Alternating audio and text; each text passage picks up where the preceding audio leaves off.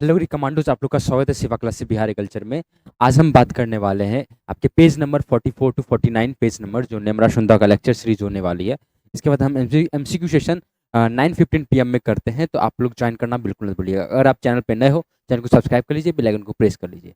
हम सीरीज शुरू कर रखे हैं नेमरा शुंदा का, जिसकी लेक्चर वाइज वाली होगी और साथ में आपके एमसीक्यू सेशन भी, वो दोनों आपके साथ में चलते रहेंगे। एमसीक्यू सेशन आप बता दो, आवाज़ जा रही है या नहीं जा रही है? चलो स्टार्ट करते हैं। हम लोग का यूनिट नंबर 1 एग्रोनॉमी का दिया गया है यहाँ पे,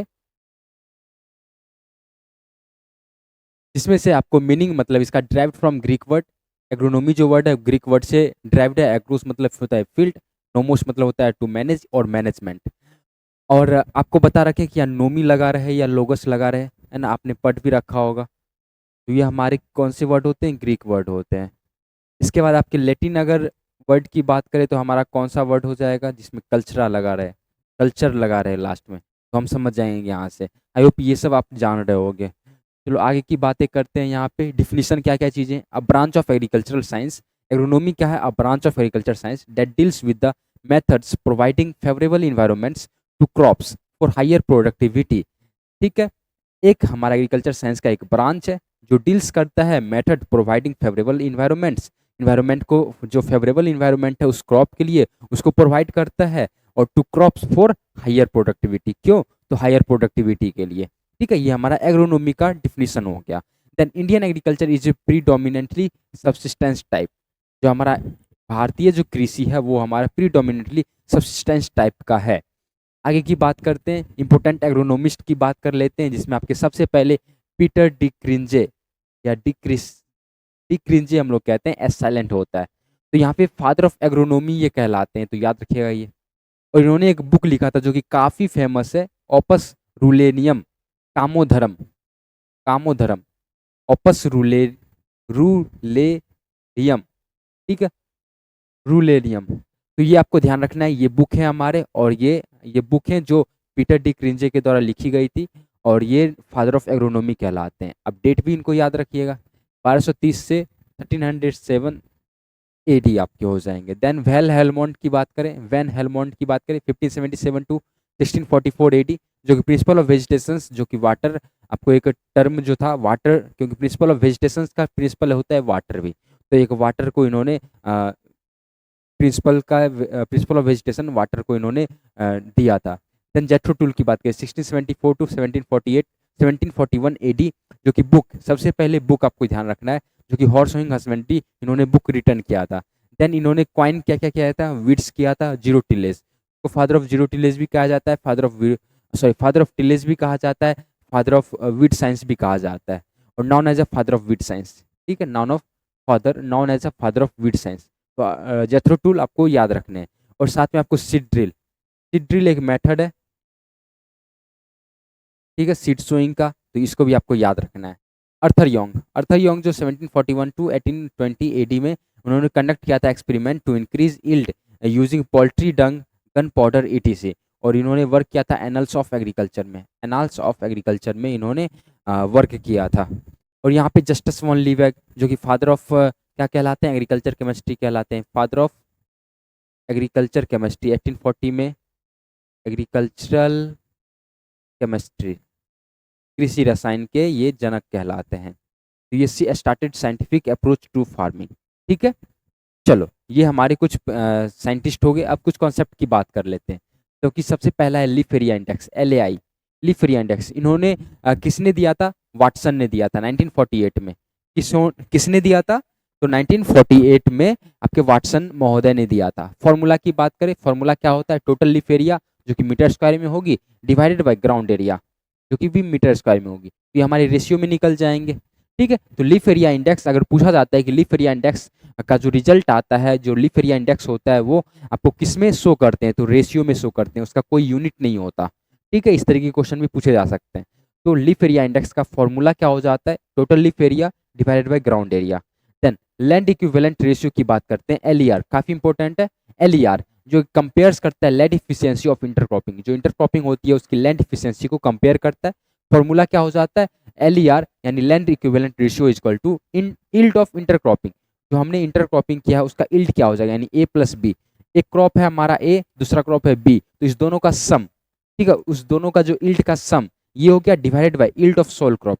जो हमने सोल क्रॉप उगाया था, जो हमारा मेन क्रॉप है, उसको उसका डिवाइड कर देंगे नीचे में, तो ये हमारा हो जाएगा लैंड इक्विवेलेंट रेशियो। समझ में आया? जो हमारा पहला क्रॉप है और दूसरा जो हम इंटर क्रॉप किए हैं, उस दोनों का जो यील्ड होगा उसका सम डिवाइडेड बाय जो हमारा सोल क्रॉप है, ए क्रॉप जो है उसका, ठीक है, उसका यील्ड, आपका दोनों का रेशियो क्या कहलाएगा? हमारा एल कहलाएगा, तो लैंड इक्विवेलेंट रेशियो कहलाएगा। इफ अगर एल जो एक से ज्यादा होगा, अगर एल जो होगा एक से ज्यादा होगा, तो क्या होगा? इंटरक्रॉपिंग जो है वो काफी बेनिफिशियल होगा। तो एल अगर 1.10 है तो समझ जाइए 10% हमारा हाइयर यील्ड हो रहा है, ठीक है। अगर हमारा एल जो लैंड इक्विवेलेंट रेशियो है वो अगर एक से कम रहेगा, तो आपको समझ जाना है कि मेरा इंटरक्रॉप, जो हम इंटरक्रॉपिंग जो क्रॉप किए हैं वो कोई भी काम का चीज नहीं है, ठीक है। चलो, तो इसको पॉइंट को याद रखना है अच्छे से। देन क्रॉपिंग इंटेंसिटी सीआई की बात करें, सीआई का फॉर्मूला क्या होता है? Total cropping area divided by net cultivated area divided into में 100, क्या हो जाएगा? टीसीए डिवाइडेड में एनसीए इनटू में 100, ये सीआई का फॉर्मूला है। सीआई क्रॉपिंग इंटेंसिटी का क्या है? Total cropping area divided by net cultivated area into में 100। और इंडिया का जो क्रॉपिंग इंटेंसिटी है वो नियरली आपको 135 डिग्री 135% हो जाता है क्रॉपिंग इंटेंसिटी, ठीक है, इंडिया की बात करें तो। देन क्रॉप रोटेशन की बात करें, क्रॉप रोटेशन, लैंड फिक्स्ड होता है, क्रॉप रोटेटेड होता है annually on same land, maintain soil fertility, reduce erosion, conserve moisture and control paste and disease, ये हमारा क्रॉप रोटेशन करता है। और आपको पता ही है कि क्रॉप रोटेशन, अगर कोई भी डिजीज आ जाती है तो सीधा क्रॉप रोटेशन कर दीजिए, सबसे बेस्ट मैनेजमेंट हो जाती है। तो आपको इस तरीके से भी आपको याद रखने हैं ये सारी चीज़ें कि क्रॉप रोटेशन किसके लिए, हम लोगों के लिए काफ़ी यूजफुल है, ठीक है, और क्रॉप के लिए भी। Then crop rotation intensity CRI, दोनों में बहुत कन्फ्यूजन होता है, CI और CRI में, दोनों का डिफरेंस आपको ध्यान रखना है। CI में हम क्या करते हैं?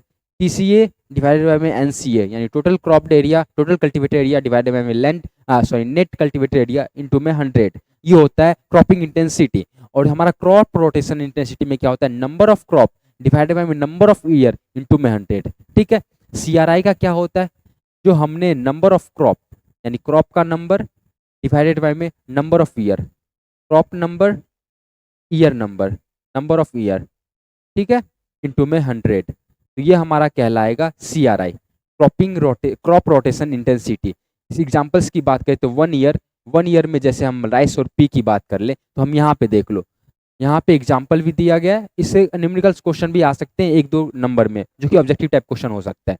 यहाँ पे देखो, एक साल में अगर हम 2 क्रॉप्स को लगाए हैं, राइस और पी, तो इसका क्रॉप रोटेशन इंटेंसिटी क्या हो जाएगा? तो ईयर यहाँ पे क्या है मेरा? 1 ईयर है, और क्रॉप कौन कितना है? 2 है, ठीक है, क्रॉप 2 है हमारा, राइस और पी है। तो अब यहाँ पे हम CRI अगर निकालेंगे तो क्या हो जाएगा? CRI में नंबर ऑफ क्रॉप तो 2 डिवाइडेड बाय में नंबर ऑफ ईयर तो 1 इक्वल टू 100, तो क्या हो जाएगा? 200, ठीक है, 200% हमारा। सेम अब 2 ईयर्स की बात करते हैं। 2 ईयर्स में हमने 3 क्रॉप को लगाया है, ग्राउंडनट, व्हीट, शुगर कैन, तो आपको यहाँ पे CRI निकालते हैं ये सब का, है ना, ये B नंबर, ये A नंबर। यहाँ पे देखो CRI, नंबर ऑफ क्रॉप कितना है? 3 है, डिवाइडेड बाय में नंबर ऑफ ईयर कितना है? 2 है, इनटू में 100, 2 से 50, 150% आ गई, 150%।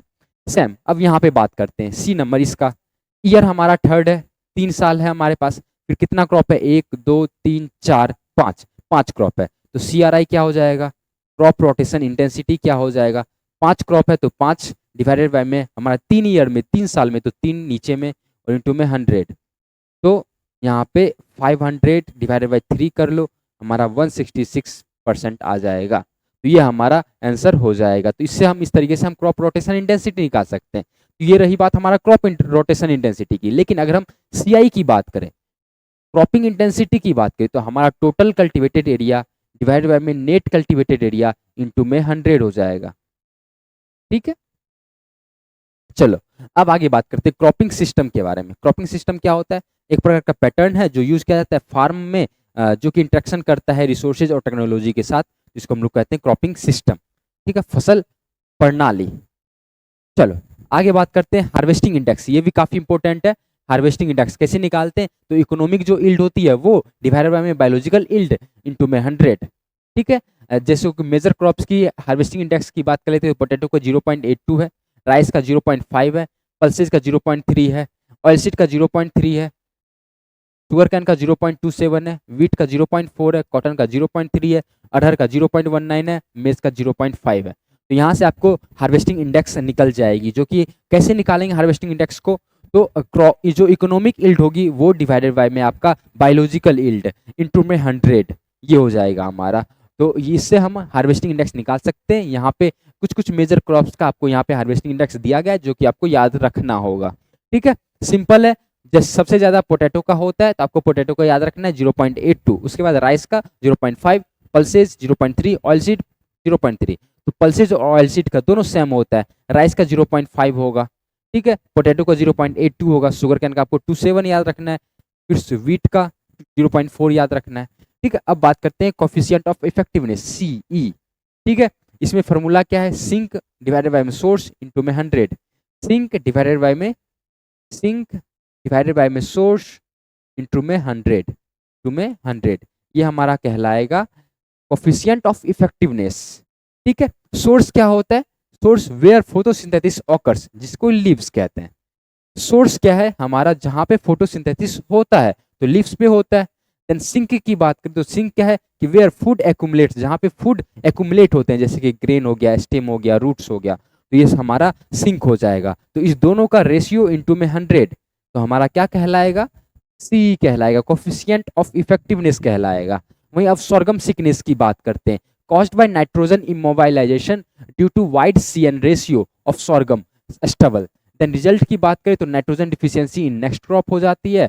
देन सॉल्यूशन, अगर हम इसको रोकने के लिए क्या करेंगे, sorghum सिकनेस क्या होता है, नाइट्रोजन का इमोबिलाइजेशन हो जाता है due to wide CN ratio, जो उसमें कार्बन नाइट्रोजन की रेशियो जो होती है वो काफ़ी ज़्यादा हो जाती है, वाइड हो जाती है। इससे क्या होता है कि sorghum स्टबल में इससे क्या होता है कि नाइट्रोजन का इमोबिलाइजेशन हो जाता है, जिससे sorghum सिकनेस हो जाता है, ठीक है। इसके रिजल्ट में क्या होता है कि नाइट्रोजन डिफिशियंसी की कमी हो जाती है, जो भी नेक्स्ट क्रॉप हम उगाएंगे उसमें। इसके लिए सॉल्यूशन के लिए क्या करना होगा, सॉल्यूशन के लिए हम लोग करेंगे 25% से या उससे ज़्यादा नाइट्रोजन हम लोग फर्स्ट फर्टिलाइजर में डालेंगे, फर्स्ट फर्टिलाइजर डोज में डालेंगे ऑफ सक्सीडिंग क्रॉप, जो भी आगे आने वाले क्रॉप होंगे उसके लिए। जो भी आगे sorghum के बाद sorghum सिकनेस हो गई है, उसके बाद जो क्रॉप लगाने वाले हैं हम लोग, उसको लगाने से पहले हम लोग फर्स्ट जो उसका हम लोग फर्टिलाइजर डोज डालेंगे वो नाइट्रोजन का डालेंगे, वो भी कितना, तो 25% ज़्यादा डालेंगे नाइट्रोजन, ताकि वो उसमें कवर कर पाए। अब यूनिट 2 की बात करते हैं, dryland agriculture. Unit 2 dryland agriculture, इसमें आपको cultivation entirely under rainfed condition. Dryland agriculture क्या होता है कि cultivation entirely under rainfed condition. इसमें हमको 2-3 प्रकार में आपको बांटे गए हैं, एक हमारा ड्राई फार्मिंग है, एक हमारा ड्राईलैंड फार्मिंग है, और एक हमारा रेनफेड फार्मिंग है। ड्राईलैंड एग्रीकल्चर जो है वो मेनली 3 टाइप्स में बांटा गया है, ठीक है। कौन कौन है, एक हमारा है ड्राई फार्मिंग, दूसरा है हमारा ड्राईलैंड फार्मिंग, तीसरा है रेनफेड फार्मिंग। तीनों के बारे में हम यहाँ पे बात कर लेते हैं। जैसे ड्राई फार्मिंग में आपका क्या होता है, रेनफॉल 750 mm से कम होता है, ठीक है। और वहीं हम बारी बारी से सब में बात करते हैं। ड्राईलैंड फार्मिंग में देखो रेनफॉल जो होता है वो 750 to 1150 mm के आसपास होता है। वहीं रेनफेड फार्मिंग की बात करें तो रेनफॉल हमारा 1150 mm से 1150 mm से ज़्यादा होती है। तो आपको इस तरीके से पहला डिफरेंस आपको समझ में आ गया कि रेनफॉल हमारा क्लासिफिकेशन कर लिए हम रेनफॉल के आधार पे। रेनफॉल एक हमारा कैरेक्टरिस्टिक हो गया यहाँ पे कि ड्राई फार्मिंग में 750 mm से कम वर्षा होती है, ड्राईलैंड फार्मिंग में 750 से 1150 mm के आसपास वर्षा होती है। वहीं रेनफेड फार्मिंग में हमारा 1150 से ज़्यादा वर्षा होती है, 1150 mm से ज़्यादा वर्षा होती है। अब दूसरे की बात करते हैं, ये जो ड्राई फार्मिंग जो है वो प्रैक्टिस होता है एरिड रीजन में। दूसरा हम बात करें ड्राईलैंड फार्मिंग, ये हमारा प्रैक्टिस होता है एरिड रीजन में। देन तीसरी बात करते हैं तो ये प्रैक्टिस होता है ह्यूमिड रीजन में, ठीक है। रेनफेड फार्मिंग क्योंकि ज़्यादा वर्षा होती है तो ह्यूमिड होगी, इसको याद करने के लिए ड्राईलैंड फार्मिंग तो सेमी एरिड, और ड्राई फार्मिंग एकदम सुखार है तो एरिड रीजन, ठीक है। तो इस तरीके से आपको याद कर लेना है। देन इसमें risk of crop failure due to dry spells. Dry farming में क्या होगा कि ड्राई स्पेल्स के कारण से, यानी स्पेल मतलब क्या होता है, जैसे बॉलिंग स्पेल यानी वो पीरियड, तो उसमें क्या होता है सूखा ही रह जाता है, तो इस कारण से क्रॉप फेल्यूर होने की चांस होती है, रिस्क रहती है। मॉइस्चर कंजर्वेशन इज इसेंशियल, इसमें क्या है कि मॉइस्चर कंजर्वेशन करने की बहुत ज़्यादा जरूरत होती है, इसेंशियल होती है वहाँ पे। देन ड्राईलैंड फार्मिंग की बात कर ले तो needs drainage facility specially in black soil, इसमें क्या है कि ड्रेनेज फैसिलिटी की जरूरत पड़ती है। यहाँ पे बरसात तो होती है, देखो ना 750 टू 1150 बरसात तो होती है, लेकिन बढ़िया तरीके से उसमें स्टोर नहीं कर पाती है, निकासी जल निकासी नहीं हो पाती है, तो ड्रेनेज फैसिलिटी को थोड़ा इंप्रूव करना होगा, जरूरत होती है, जो कि स्पेशली ब्लैक सॉइल में, ठीक है, जिससे कि यहाँ पे क्रॉप फेल्योर की रिस्क हो जाती है। आपको रेनफेड वर्षा में क्या होता है कि ह्यूमिड रीजन है, ठीक है, यहाँ पे वर्षा इतना होती है, ठीक है, जिससे कि आपको क्रॉप फेल्योर्स हो जाते हैं। तो ये हमारे हो गए। अब यहाँ पे आपको मेन जो ड्राईलैंड फार्मिंग और रेनफेड फार्मिंग, ये मेन आपका जो है इसके थ्रू आपको बात कर लेते हैं। ये आपके यहाँ पे कंस्टिट्यूएंट दिए गए, यहाँ पे ड्राईलैंड फार्मिंग दिए गए, यहाँ पे रेनफेड फार्मिंग दिए गए, ये भी डिफरेंस है। ये आपका जो था वो तीन जो जो क्लासिफिकेशन हुई है ड्राई फार्मिंग, ड्राईलैंड फार्मिंग और रेनफेड फार्मिंग के, उसके तहत यहाँ पे दी गई है। फिर ये यहाँ पे रेनफॉल की बात करते हैं तो ड्राईलैंड फार्मिंग में 800 mm से कम होती है वर्षा, और वहीं रेनफेड फार्मिंग में आपके 800 से ज़्यादा होते हैं। मॉइस्चर की बात करें तो शॉर्टेज होती है यहाँ पे इनफ होती है, बहुत ज़्यादा होती है, नाम से स्पष्ट हो जाता है। ग्रोइंग सीजन आपकी बात करें तो 200 से कम दिन में यहाँ पे ग्रोइंग सीजन होती है, यहाँ पे 200 से दिन से ज़्यादा होती है। रीजन की बात करें तो एरिड और सब एरिड या सेमी एरिड, यहाँ पे ह्यूमिड और सब ह्यूमिड। देन क्रॉपिंग की बात करें तो सिंगल और मिक्स्ड क्रॉपिंग, और यहाँ पे डबल इंटर क्रॉपिंग, डबल या इंटर क्रॉपिंग हो जाएगा। कंस्टेंट की बात करें तो विंड और वाटर इरोजन यहाँ पे दोनों होते हैं, और आपके रेनफेड में क्योंकि सिर्फ वर्षा होती है तो वाटर इरोजन हो जाएगी, ठीक है। तो इस तरीके से आपको ये सारी चीज़ें आप याद कर सकते हो। चलो नेक्स्ट की बात करते हैं यूनिट नंबर 3। हम यूनिट नंबर 3 आज की इस लेक्चर में हम बात कर लिए यूनिट 1, यूनिट 2, यूनिट 3, हम बात करने वाले हैं अभी यूनिट 3 के बारे में। शॉर्ट था तो हमने सोचा कि एक साथ ही कवर करवा दिया जाए, और इसका एमसीक्यू सेशन आपको नीचे जाके आप देख लीजिए। इस चैनल पे नए हो, चैनल को सब्सक्राइब कर लीजिए। यहाँ पे एमसीक्यू सेशन जो होगा वो रात के समय में होती है 9:15 PM में इसी का, ठीक है। चलो तो जो नहीं देखे हो वो जाके वहाँ पे देख लीजिएगा। Agroclimatic and agro ecological zones के बारे में बात कर लेते हैं। एग्रोक्लाइमेटिक रीजनल प्लानिंग जो है वो स्टार्ट हुई थी 1988 में अंडर 7th 5-year प्लानिंग, ठीक है। ये भी पूछा जा चुका है आपसे पहले, क्वेश्चन के माध्यम से आपको बता दिया था मैं। तो आपको बताना है, आपको यहाँ पे जानना होगा कि जो एग्रोक्लाइमेटिक रीजनल प्लानिंग था वो आपके स्टार्ट हुए थे 1988 में, जो कि 7th 5-year प्लानिंग के तहत based on agroclimatic factor lead by planning commission, now जो नीति आयोग हो गए, ठीक है। पहले प्लानिंग कमीशन था, अब आपको नीति आयोग के नाम से जाने जाते हैं। एग्रोक्लाइमेटिक जोन्स की बात कर ले तो based on rainfall, temperature, soil, topography, water, cropping, जो कि है इंडिया आपके प्लानिंग कमीशन 15 जोन्स में बांटे गए हैं। एग्रोक्लाइमेटिक जोन जो है वो आपका इंडिया का जो है एग्रोक्लाइमेटिक जोन वो 15 जोन में है। ये कभी कभी पूछ देता है सीधा वन लाइन में ही क्वेश्चन पूछ देता है कि इंडिया में एग्रोक्लाइमेटिक जोन कितने पाए जाते हैं, तो 15 आपके हो जाएंगे। देन ICAR और NARP 131 जोन है। देन ट्रांसगैंगेटिक प्लान जोन की बात कर लें तो पंजाब, हरियाणा, दिल्ली, चंडीगढ़, गंगानगर जो कि राजस्थान में पड़ती है वो, और highest irrigated area, cropping intensity और ग्राउंड वाटर यूज इसमें ट्रांसगैंगेटिक प्लान में है। देन एग्रो इकोलॉजिकल रीजन की बात कर लेते हैं, ये भी इंपॉर्टेंट है। ये डिफाइंड किया गया था NBSS LUP land use planning के हिसाब से, है ना, national bureau of soil survey and land use planning, इसका एब्रीविएशन हो जाता है, याद कर लीजिएगा। National bureau of soil survey and land use planning 21 zone में बांटा गया, अभी आपके 20 हैं, ठीक है। डिफाइंड बाय ICAR के तहत आपके 8 जोन है। एग्रो इकोलॉजिकल रीजन जो है वो आपके 8 जोन में बांटे गए हैं। वहीं इंडिया की बात करें तो एग्रो क्लाइमेटिक जोन आपके 15 हैं, ठीक है। चलो based on landform, soil modifiers to climate and growing period के आधार पे इकोलॉजिकल जोन को बांटा गया। वहीं आपको बात कर ले तो एग्रोक्लाइमेटिक जोन किसके तहत, किसके बेस्ड पे आपको बांटे गए, तो rainfall, temperature, soil, topography, water, cropping, ठीक है। चलो आगे बात करते हैं ड्राउट। सुखाड़ क्या है? सुखाड़ जो है एनुअल रेनफॉल अगर 75% से कम हुआ नॉर्मल से तो हम सुखाड़ कहेंगे।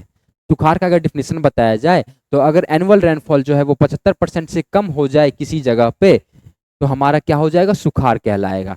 50% से कम अगर वर्षा होती है तो हम कह दे 50% से अगर कम आपके हो जाते हैं तो हम कहते हैं कि हाँ ये सुखाड़ ज़्यादा हो गया, सीवियर ड्राउट है। देन मॉइस्चर एबिलिटी इंडेक्स की बात करें MAI, इसका फॉर्मूला हो जाता है rainfall at 50% probability divide by PET, ठीक है। पोटेंशियल इवेपोट्रांसपिरेशन, पिट का क्या हो जाता है, potential evapotranspiration, potential evapotranspiration note कर लीजिएगा अगर नहीं पता होगी तो। इवेपोट्रांसपिरेशन, चलो नेक्स्ट इवेपोट्रांसपिरेशन, ईटी क्या होता है? तो 60 to 70% रेनफॉल लॉस्ट हो जाता है इवेपोट्रांसपिरेशन की वजह से। और इवेपोट्रांसपिरेशन क्या है कि इवापोरेशन फ्रॉम सॉइल प्लस में ट्रांसपिरेशन फ्रॉम प्लांट। आपको पता है कि वाष्पोत्सर्जन, दोनों का मतलब वाष्पोत्सर्जन ही होता है। अगर सॉइल से होगा तो इवेपोरेशन कहते हैं, अगर प्लांट से वाटर वेपर जो विलुप्त होता है यानी वायुमंडल में मिलती है तो हम उसको ट्रांसपिरेशन कहते हैं। अब दोनों काम एक साथ होगा, दोनों काम एक साथ होगा तो हम क्या कहेंगे? इवेपोट्रांसपिरेशन कहेंगे। ये आपको पता होगा। ये मिनिमाइज किया जा सकता है मल्चेज के द्वारा, एंटी ट्रांसपेरेंट का यूज करने से, या विंड ब्रेक के अप्लाई करने से। अब बात करते हैं एंटी ट्रांसपेरेंट टाइप्स क्या है। आपको मल्चेज के बारे में पता है? मल्चेज क्या होते हैं कि अगर किसी सॉइल सरफेस पे आपको कुछ भी स्ट्रॉ या कोई भी ऑर्गेनिक चीजें या कोई भी प्लास्टिक अगर रख देते हो तो उससे क्या होता है कि मॉइस्चर रिटेंशन हो जाती है और जिससे कि आपके वाटर जो इवापोरेशन होते हैं वो कम हो जाएंगे। देन सेम आपको विंड ब्रेक से क्या होगा? अगर हवा वहां नहीं चलेगी है ना तो वहां पे आपके इवापोरेशन कम हो जाएंगे, तो ये भी आपको पता है। अब एंटी ट्रांसपेरेंट क्या होता है हम यहाँ पे बात करते हैं। टाइप्स की बात करें तो स्टोमाटा क्लोजिंग जो कि आपके पीएमए हो जाते हैं, एट्राजिन हो जाते हैं, CO2 हो जाते हैं जो कि स्टोमाटा को क्लोज ही कर देते हैं जिससे कि वाटर वेपर उसमें जाएगा ही नहीं, ठीक है, ऊपर उड़ेगा ही नहीं। फिल्म फॉर्मिंग की बात करते हो जैसे मोविलिफ, हेक्साडिकेनोल ऑयल्स, वैक्सेज, ये हो जाते हैं फिल्म फॉर्मिंग। एक फिल्म एक फॉर्म कर देता है। देन रिफ्लेक्टिंग कर देते हैं। रिफ्लेक्टिंग में कायोलिन आता है, ये काफी इंपॉर्टेंट है, ये दोनों आपके पूछे जा सकते हैं। तो कायोलिन जो है वो @5% हम लोग यूज करते हैं जिससे कि रिफ्लेक्ट हो जाता है। ग्रोथ रिटार्डेंट्स की बात करें तो साइकोसेल, CCC काफी इंपॉर्टेंट है ये भी। ग्रोथ रिटार्डेंट सीधा पूछ देता है कि वैसा कौन सा आप एंटी ट्रांसपेरेंट है जो ग्रोथ को रिटार्डेंट कर देता है, तो साइकोसेल हो जाएगा। और वो कौन सा एंटी ट्रांसपेरेंट है जो कि रिफ्लेक्ट कर देता है, तो हमारा कायोलिन हो जाएगा। ये काफी इंपॉर्टेंट है। और फिल्म फॉर्मिंग की मोविलिफ, ठीक है, याद रखिएगा। चलिए यहाँ तक बातें क्लियर हो गई। अब विंड ब्रेक्स और शेल्टर बेड्स की बात कर लेते हैं। Structure to reduce wind speed, बोला था कि विंड स्पीड को कम कर देना हम क्या कहलाते हैं? विंड ब्रेक्स और शेल्टर बेल्ट्स कहलाते हैं। जैसे आप लोग घर के आगे में या किसी कॉलेज के आसपास में आप देखते होंगे अशोक का पेड़ आपको बहुत लंबा लंबा दिख जाता है, या नारियल का पेड़ बहुत लंबा लंबा दिख जाता है। किसी भी हाउस के आगे देख लो, कोई भी बंगला के आगे देख लो, या कोई भी यूनिवर्सिटी के आगे देख लो, वो क्या काम करता है? वो क्यों लगाया जाता है? क्योंकि एक पर्पस होता है कि वो विंड को ब्रेक कर सके, ठीक है, शेल्टर बेल्ट्स दे सके, इसके लिए वो मतलब उगाया जाता है। देन शेल्टर बेल्ट्स की बात करें तो रॉफ ट्री और श्रब्स, है ना, एक ही क्रम में विभिन्न प्रकार के ट्रीज और श्रब्स को लगाना क्या कहलाता है? शेल्टर बेल्ट्स कहलाता है। प्रोटेक्शन क्या करता है? 5 to 10 height of trees of on windward, जिस तरफ से हवा बह रही है उस तरफ हमको 5 to 10 हाइट का, आपको 5 से 10 हाइट का आपको ट्रीज लगा देना है, बहुत लंबा लंबा हाइट का। और अप टू 30 ऑन लीवार्ड, और लीवार्ड जिधर से आपको वर्षा जा रही है उसके जिस तरफ से आपके विंड जा रहे हैं उस तरफ से आपको 30, ठीक है। तो ये हमारे आंसर, ये आपके कॉन्सेप्ट हो जाएंगे। देन एग्रो फॉरेस्ट्री की बात करते हैं। एग्रो फॉरेस्ट्री में क्या? Sustainable land management system. Agro forestry जिसमें हम लोग कंबाइंस क्रॉप को करते हैं, ट्रीज को करते हैं, लाइव स्टॉक को करते हैं, सब जब एक साथ सारी चीजें मिल जाएंगे तो हमारे कहलाएंगे एग्रो फॉरेस्ट्री, ठीक है। टाइप्स की बात करते हैं। Agri silviculture, agriculture plus forest crop. Agri मतलब होता है एग्रीकल्चर, सिल्वी मतलब फॉरेस्ट। कभी कहाँ भी टर्म आ जाए आपको ध्यान रख लेना है कि फॉरेस्ट, जैसे यहाँ पे सेल्वो या सिल्वी होता है तो सिल्वी मतलब फॉरेस्ट, याद रख लीजिएगा, ठीक है। यहाँ पे याद कर लीजिए, इससे आपको आसानी से याद हो जाएगा। एग्री मतलब एग्रीकल्चर लिख लीजिएगा, एग्रीकल्चर कहीं एक कोने में लिख लीजिए आप लोग। देन यहाँ पे सिल्वी, अगर जहाँ भी सिल्वी टर्म आ जाए तो आपको याद रखना है कि फॉरेस्ट से रिलेटेड है, ठीक है, फॉरेस्ट से। अगर यहाँ पे पास्चुरल आ जाए आपको समझ जाना है कि पॉस्चर क्रॉप से है या एनिमल के लिए फीड का क्रॉप है, ठीक है। देन एग्रो, सिल्वी, पास्चर हो गया। देन हॉर्टी, अगर हॉर्टी आ जाता है तो हॉर्टिकल्चर से समझ लेना है, ठीक है, हॉर्टिकल्चर से समझ लेना है आपको। देन अगर एक्वा आ जाए आपको समझना एक्वा कल्चर, जो कि फिश होता है, एक्वा कल्चर, ठीक है। अब इस टर्म, अगर इस पूरे टर्म को आपने अच्छे से समझ लिया तो ये वाला टाइप्स जो है वो आपको आराम से समझ आ जाएगी, ठीक है। यहाँ पे देखो एग्री, अगर एग्री सिल्वी रहेगा तो क्या कहलाएगा? Agriculture plus forest crop. तो यहाँ पे देखो यही है ना, एग्री सिल्वी कल्चर यही है ना, एग्री सिल्वी कल्चर हमारा यही है। यहाँ देखो एग्रीकल्चर प्लस फॉरेस्ट क्रॉप। उसके बाद देखो सिल्वी पास्चरल, सिल्वी पास्चरल आपको ये ना याद करके आपको ये याद कर लेना है, सिल्वी मतलब फॉरेस्ट पास्टोरल मतलब पास्चर, तो फॉरेस्ट प्लस में पास्चर, ठीक है। चलो उसके बाद agri silvi pastoral, agri silvi pastoral, तो एग्रीकल्चर फॉरेस्ट पास्चर, देखो यहाँ पे agriculture forest pasture. Then pasture मतलब क्या होता है, मवेशियों को जो खाना खिलाते हैं वो होता है, फॉडर क्रॉप हम लोग कहते हैं, ठीक है। एग्री हॉर्टी सिल्वी कल्चर, यहाँ पे देख लो agriculture horticulture forest. Then agri silvi aqua culture, agriculture forest fish, ठीक है। चलो यहाँ तक बातें क्लियर हो गई, ठीक है। ये हमारे थे पूरे आपके यूनिट 1, यूनिट 2, यूनिट 3 पूरे खत्म हो गए। और नेक्स्ट सेशन में हम लोग बात कर लेंगे यूनिट 4 के बारे में, जो कि आपके एग्रोनॉमिक मेजर्स के बारे में हो जाएंगे, तो बढ़िया तरीके से उसमें अच्छे से पढ़ेंगे। इसके पहले अगर इसका एमसीक्यू करना चाहते हो तो आपको इस चैनल को सब्सक्राइब कर लेना है, बेल आइकन को प्रेस कर लेना है, ताकि जो 9:15 में जो एमसीक्यू सेशन होते हैं उसको आपको ज्वाइन कर लेना है, ठीक है।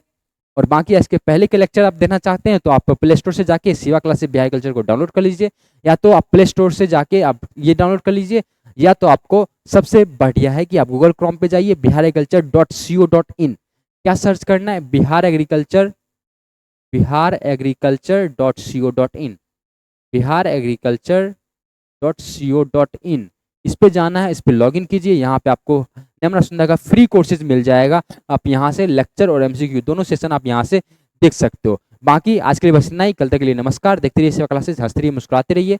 जय हिंद, जय जवान, जय किसान, थैंक यू सो मच।